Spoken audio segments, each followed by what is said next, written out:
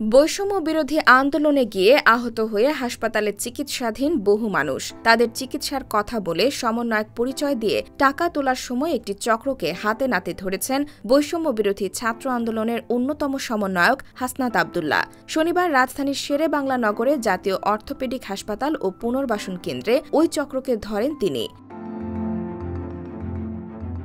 প্রত্যক্ষদর্শীরা জানান, সমন্বয়ক পরিচয় দিয়ে কয়েক ব্যক্তি হাসপাতালে পোস্টার লাগিয়েছেন। ওই পোস্টারে লেখা হয়, বৈষম্য বিরোধী ছাত্র আন্দোলনের সহিংসতায় হতাহতদের তথ্য ও সহায়তা কেন্দ্র। এতে কয়েকজনের নাম ও মুঠোফোন নম্বর উল্লেখ করা হয়। সমন্বয়ক দাবি করা শিক্ষার্থীদের মধ্যে রয়েছেন নর্থ সাউথ বিশ্ববিদ্যালয়ের শিক্ষার্থী ও নিটোর সমন্বয়ক সুহানা ইসলাম, ঢাকা বিশ্ববিদ্যালয়ের শিক্ষার্থী তামান্না ইসলাম, ঢাকা কমিউনিটি মেডিকেল কলেজ ও হাসপাতালের মুহসিন আহমেদ, হলি ফ্যামিলি মেডিকেল কলেজ ও হাসপাতালের জোবায়ের হোসেন সহ আরও এক শিক্ষার্থী।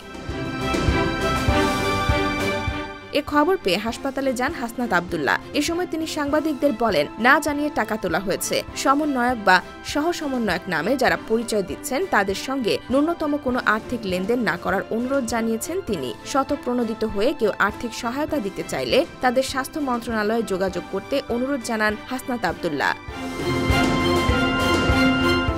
IBTV USA, new York.